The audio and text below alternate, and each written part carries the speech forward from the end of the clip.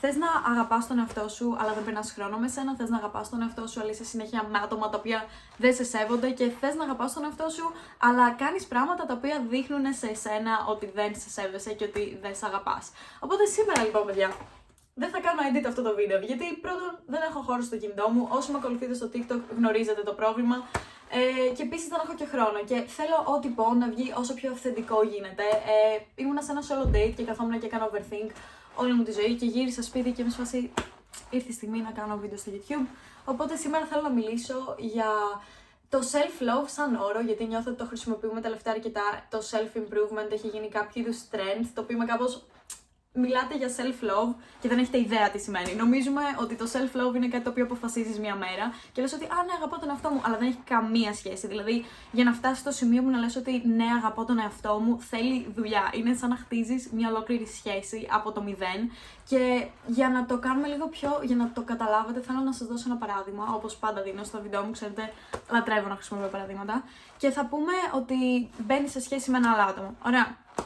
Και για παράδειγμα, ξέρω εγώ, γνωρίζεις κάποιον, σ' αρέσει και μπαίνετε σε σχέση. Και με αυτό το άτομο είναι λογικό για να χτίσεις μια καλή σχέση. Θες να περνάς χρόνο με εκείνο το άτομο, να μιλάτε, να το γνωρίσεις καλύτερα. Γιατί για να γνωρίσεις καλύτερα κάποιον, πρέπει να πάτε σε αυτά τα ραντεβού, να το πω. Πρέπει να δείτε το ένα στον άλλο, να μιλήσετε, να καταλάβεις τι έχει άλλο στο μυαλό του, ας πούμε. Και είναι το ίδιο με τον εαυτό μας. Δηλαδή, δεν γίνεται να θες να έχεις μια καλή σχέση με κάποιον με τον οποίο βγαίνεις και να περιμένεις να έχεις μια καλή σχέση με τον εαυτό σου, αν δεν περνάς καθόλου χρόνο με τον εαυτό σου.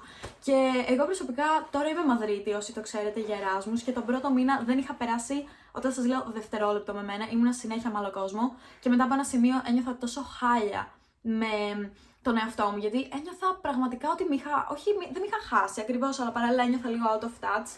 Και όταν πήγα σε μερικά solo date και πέρασα απλά μία μέρα με τον εαυτό μου, συνειδητοποίησα ότι αυτό φταίει. Αυτό πραγματικά έφταιγε, ότι δεν είχα περάσει χρόνο με τον εαυτό μου και πιστεύω χρειαζόμαστε αυτή την ισορροπία. Δεν λέω προφανώς να περνάτε, να είστε loner και να είστε όλη μέρα μόνοι σας. Χρειαζόμαστε άλλους ανθρώπους στη ζωή μας. Αλλά όταν δεν υπάρχει καμία ισορροπία, δεν γίνεται να περιμένεις να περνάς μόνο χρόνο με άλλους ανθρώπους, να μην περνάς καθόλου χρόνο με σένα και να θες να έχεις μια καλή σχέση με σένα. Γιατί σε αυτό το alone time είναι που γνωρίζεις τον εαυτό σου και καταλαβαίνεις τι σε πειράζει και έχεις λίγο χρόνο να επεξεργαστείς τα συναισθήματά σου. Και μιας και λέμε για να επεξεργαστείς τα συναισθήματά σου, κάτι που συμβουλεύω όλους τους φίλους μου και έχουν αρχίσει πάρα πολλοί φίλοι μου να το κάνουν και νιώθω πολύ proud όταν μου λένε ότι τους έχει βοηθήσει αυτή η συμβουλή, είναι να γράφεις τα πάντα. Δηλαδή, εγώ κάτι το οποίο πιστεύω πάρα πολύ είναι το journaling, που ουσιαστικά είναι σαν ημερολόγιο. Γράφεις όλα σου τα συναισθήματα, όλες σου τις σκέψεις και με έχει βοηθήσει τρομερά στη ζωή μου. Πραγματικά νιώθω ότι από τότε που άρχισα να έχω αυτή τη συνήθεια, κάποια πράγματα έχουν γίνει πολύ πιο καθαρά στο μυαλό μου, μπορώ να παίρνω αποφάσεις πιο εύκολα και νιώθω ότι πλέον μπορώ να στηρίζομαι σε μένα. Γιατί έχω αυτό το coping mechanism που όταν δεν είμαι καλά θα γράψω τα πάντα στο τετράδιο και κάπως οι απαντήσεις φαίνονται μόνες τους και κάπως αρχίζεις να μιλάς στον εαυτό σου και είναι σαν κάποιο είδους therapy, να το πω, αλλά με εσένα. Και εσύ είσαι ο μόνος που ξέρει τις απαντήσεις για το δικό σου καλό και ο μόνος που ξέρει όντως τη δική σου αλήθεια και ο τρόπος για να βρεις τη δική σου αλήθεια είναι μόνο αν γράφεις και το βγάλεις προς τα έξω. Γιατί καθώς γράφεις βγαίνουν πράγματα τα οποία μπορεί να μην τα έχεις πει ούτε σε φίλους σου, τουλάχιστον με μένα έτσι είναι. Και ναι, αυτό που θέλω να πω ότι είναι πάρα πολύ σημαντικό τα solo date και γι' αυτό συνέχεια σας λέω για solo date και όλο αυτό. Το λέω as a joke πολλές φορές, αλλά πραγματικά είναι πάρα πολύ σημαντικό να περνάς χρόνο με τον εαυτό σου, να πηγαίνεις σε ένα πάρκο, να διαβάζεις ένα βιβλίο, να πηγαίνεις οπουδήποτε απλά με σένα. Πολλές φορές λένε φίλοι μου ότι ήθελα να πάω εκεί, αλλά δεν μπορεί αυτό το άτομο, οπότε δεν θα πάω. Και η απάντησή μου είναι πήγαινε μόνη σου. Πήγαινε μόνη σου, γιατί τι θα γίνει, ας πούμε. Έχω πάει σε πάρα πολλά πράγματα μόνη μου και έχω περάσει υπέροχα. Ή έχω πάει μόνη μου και έχω γνωρίσει άτομα. Πραγματικά νιώθω ότι έχουμε λίγο κάποιο είδους αντίληψη του ότι να είσαι μόνος σου σημαίνει κάτι κακό. Το ότι να πας να φας ένα εστιατόριο μόνος σου είναι κακό. Είχα πάει σε ένα εστιατόριο και, by the way, το κάνω αυτό. Ήθελα να με βγάλω σε ένα fancy dinner, οπότε είχα πάει να φάω μόνη μου, να δω τη θέα και όλα αυτά. Και μια κοπέλα ήταν σπάσει, ήρθες μόνη σου. Και μου σπάσει, ναι. Ήρθα μόνη μου και ο τρόπος που το είπε ήταν σαν να είναι κακό και μπόρεσα να καταλάβω πόσο επηρεασμένοι είμαστε όταν βλέπουμε κάποιον μόνο του. Είναι το ίδιο που όταν βλέπεις ένα παππού σε ένα εστιατόριο μόνο του, κάνει σενάρια και λες όχι, αλλά πραγματικά είναι το ίδιο. Είμαστε τόσο επηρεασμένοι ότι το να είσαι μόνος σου είναι κάτι κακό. που ο κόσμος θεωρεί ότι το να πάει μόνος του σε μια συναυλία, σε ένα μουσείο, σε ένα σινεμά είναι κάτι κακό. Δεν είναι. Πρέπει να περνάς χρόνο με τον εαυτό σου. Δεν θα έχεις καλή σχέση με τον εαυτό σου αν δεν περνάς χρόνο με εσένα. Τέλος πάντων, μπορώ να κάνω ένα βίντεο με solo date. Έχω πάρα πολλές ιδέες για solo date. Οπότε θυμίστε μου να κάνω βίντεο και γι' αυτό. Και το άλλο πράγμα που ήθελα να πω είναι ότι σε μια σχέση, για παράδειγμα, νιώθεις την αγάπη που έχει το άλλο άτομο προς εσένα με τις πράξεις του. Οπότε είναι το ίδιο και με τη σχέση με εσένα. Πρέπει να το δείχνεις στον εαυτό σου με διαφόρους τρόπους. Εγώ, για παράδειγμα, μου πήρα λουλούδια, είναι εκεί, θα τα έφερνα, αλλά όπως είπα, δεν μπορώ να κάνω edit το βίντεο, οπότε το να περπατήσω μέχρι εκεί δεν θα δουλέψει. Οπότε, ναι, πήρα λουλούδια και κάθε φορά μου παίρνω λουλούδια, γιατί είναι μικροί τρόποι που δείχνω την αγάπη προς τον εαυτό μου, είτε με το να μου πάρω λουλούδια, είτε να με πάω έξω για ένα fancy dinner μόνη μου, είτε να κάνω πράγματα τα οποία μου δείχνουν την αγάπη μου. Και δεν είναι μόνο δώρα, προφανώς. Δεν είναι μόνο με δώρα, είναι με διαφόρους τρόπους. Οπότε, basically, όπως σε μια σχέση θες το άλλο άτομο να σου δείξει την αγάπη του, είτε με λόγια, είτε με πράξεις, οτιδήποτε, έτσι πρέπει να κάνεις κι εσύ με εσένα. Δηλαδή πρέπει να μιλάς στον εαυτό σου όμορφα, να χαϊπάρεις τον εαυτό σου. Πολλές φορές, ας πούμε, όταν βγάζω ένα καινούργιο τραγούδι, το ακούω ξανά και ξανά και κάνω hype τον εαυτό μου, γιατί μου αρέσει η δουλειά μου, μου αρέσει αυτό που κάνω και έχω φτάσει σε αυτό το σημείο που είμαι ok με το να λέω κομπλιμέντα στον εαυτό μου, γιατί αγαπώ τον εαυτό μου. Αν νιώθεις άβολα με το να λες κομπλιμέντα στον εαυτό σου, τότε είναι κάτι το οποίο πρέπει να δουλέψεις. Γιατί νιώθεις άβολα με το να κάνεις appreciate εσένα, το ταλέντο σου, την ομορφιά σου, οτιδήποτε. Γιατί νιώθεις άβολα με το να πεις καλά λόγια για εσένα. Ή επίσης, ένα red flag είναι τα άτομα που δεν δέχονται κομπλιμέντα. Red flag τεράστιο για μένα. Όχι red flag σαν άτομο, αλλά red flag για τη δική σου ψυχολογία και για το δικό σου self-love. Ωραία. Αν δεν μπορείς να δεχτείς κομπλιμέντο, σημαίνει ότι πρέπει λίγο να γράψεις κάτω και να καταλάβεις γιατί δεν μπορώ να δεχτώ ένα κομπλιμέντο, γιατί δεν πιστεύω ότι είναι αλήθεια αυτό που μου λέει το άλλο άτομο.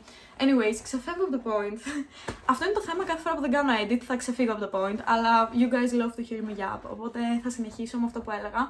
Και κάτι άλλο, και για μένα το πιο σημαντικό από όλα βασικά, είναι οι πράξεις προς τον εαυτό σου, γιατί αυτά είναι τα πράγματα που δείχνουν όντως σε σένα, στο μυαλό σου υποσυνείδητα, αν σε αγαπάς. Δηλαδή πράξεις όπως το να μένεις μια τοξική φιλία, μια τοξική σχέση, όπου το άλλο άτομο δεν σε σέβεται, είναι σαν να λες υποσυνείδητα στον εαυτό σου ότι ξέρεις τι, δεν με σέβεται αυτό το άτομο, μένω μαζί του, άρα ούτε εγώ με σέβομαι αυτή τη στιγμή με το να ανέχομαι τις βλακίες του καθένα. Είναι πολύ σημαντικό να είμαστε προσεκτικοί με τον κύκλο μας, γιατί ο κύκλος μας επηρεάζει τόσο πολύ, χωρίς να το καταλαβαίνουμε. Οπότε είναι ένας έμεσος τρόπος που δείχνεις τον εαυτό σου αν σε αγαπάς ή όχι, με το ποιους κάνεις surround yourself with. Δεν βρίσκω την ελληνική λέξη, ok, σας παρακαλώ, μην με βάλετε μέσα. Ναι, και κάτι άλλο πολύ σημαντικό για μένα είναι οι υποσχέσεις που δίνεις στον εαυτό σου. Όταν λες π.χ. υπόσχομαι ότι, παράδειγμα, θα κόψω το κάπνισμα και μετά το ξαναρχίζεις. Όταν λες υπόσχομαι θα γυρίσω σπίτι σήμερα π.χ. να διαβάσω και μετά δεν γυρνάς σπίτι και πας, ξέρω, κλαμπ, ας πούμε, ή υπόσχομαι θα κάνω αυτό. Ό,τι υπόσχεση δίνεις στον εαυτό σου είναι πολύ σημαντικό να την τηρείς, γιατί το μυαλό σου μετά, αν αθετείς τις υποσχέσεις σου, θα αρχίζει να μη σε εμπιστεύεται. Και αυτή είναι μια αλήθεια, γιατί I've been through that, έλεγα πολλές υποσχέσεις στον εαυτό μου at some point, έλεγα ότι, ok, αύριο θα ξυπνήσω νωρίς. Δεν ξύπναγα νωρίς. Αύριο θα κάνω αυτό, δεν το έκανα. Ή έλεγα ότι ναι, ok, θα κάνω εκείνο και δεν το έκανα. Όταν λες κάτι στον εαυτό σου, πρέπει να το τηρείς, γιατί αλλιώς θα χάσεις κάθε εμπιστοσύνη που έχεις προς εσένα. Και νομίζω το χειρότερο πράγμα είναι να χάσεις την εμπιστοσύνη προς τον εαυτό σου. Πραγματικά, γιατί, πώς να το πω, είναι αν είσαι σε σχέση με ένα άλλο άτομο, ωραία, και σου υπόσχεται συνέχεια πράγματα και σου λέει, ok, θα βγούμε τότε. Και μετά δεν έρχεται και στο κυρώνει. Ή σου λέει θα κάνω αυτό και δεν το κάνει. Μετά χάνεις την εμπιστοσύνη που έχεις προς το άλλο άτομο. Δηλαδή σου το λέει αυτό και ξέρεις ότι δεν θα το κάνει, δεν τον πιστεύεις. Οπότε είναι το ίδιο με εσένα. Αν λες πράγματα στον εαυτό σου και μετά δεν τα κάνεις, δεν θα σε πιστεύεις μετά από ένα σημείο. Και αυτό είναι το χειρότερο που μπορεί να σου συμβεί, γιατί το να χτίσεις την εμπιστοσύνη προς τον εαυτό σου πάλι είναι, νομίζω, το πιο δύσκολο πράγμα, γιατί εγώ είχα χάσει τελείως την εμπιστοσύνη προς εμένα at some point και το να τη χτίσω πάλι ήταν επίπονη διαδικασία. Γιατί όταν έχεις συνηθίσει να λες πράγματα και να τα θετείς, είναι πολύ πιο εύκολο για εσένα μετά να πεις ότι θα ξυπνήσω το πρωί και να μην ξυπνήσεις. Πολύ πιο εύκολο να πεις ότι έχω πει ότι θα κόψω το κάπνισμα, να το αρχίσεις μετά πάλι. Είναι πολύ εύκολο αυτό και πολύ εύκολη παγίδα να πέσεις, γιατί οι άνθρωποι, η αλήθεια είναι ότι πάνε πάντα σε αυτό που έχουν συνηθίσει, ακόμη και αν αυτό που έχουν συνηθίσει δεν είναι καλό για αυτούς. Anyways, έχω για πάρει πάρα πολύ και το βίντεο έχει πάει 10 λεπτά και δεν θα έχω χώρο μετά. Οπότε θα το κλείσω εδώ και θα κάνω ένα μεγαλύτερο βίντεο όταν έχω χώρο για να γιαπάρουμε περισσότερο σε αυτό το θέμα, γιατί θεωρώ αξίζει αρκετή προσοχή και περισσότερα πράγματα να πω. Γιατί υπήρξε ένα point της ζωής μου που πραγματικά ήταν πολύ low point και θεωρώ τα έμαθα όλα αυτά και θεωρώ ότι με αυτά τα μικρά yapping sessions μπορεί να βοηθήσει ένα άτομο ή έστω να κάνει ένα άτομο να σκεφτεί και να βρει μόνος του τις δικές του απαντήσεις. Anyways guys, αυτό για το σημερινό βίντεο. Δεν το πιστεύω ότι για πάρω 10 λεπτά σερί και δεν θα το κάνω καν edit, απλά θα ανέβει. Οπότε ναι, παιδιά, θα ανεβάσω άλλο βίντεο, υπόσχομαι, προσπαθώ να βρω χώρο στο κινητό μου ή να πάρω καινούργιο κινητό, θα ήταν μια καλή λύση. Αλλά ναι, stream Love Me Like a Rockstar, να βγάλω και άλλα χρήματα να πάρω καινούργιο κινητό. Stream my song guys. Anyways, αυτά για αυτό το βίντεο και θα τα πούμε στο επόμενο μου βίντεο. Bye!